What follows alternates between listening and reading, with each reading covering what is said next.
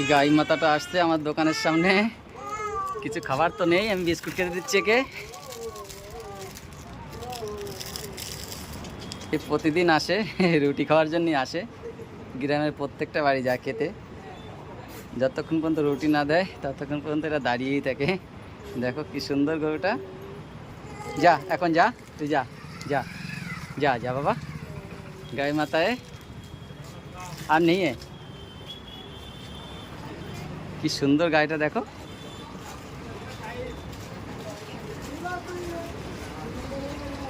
কি সুন্দর চেহারা।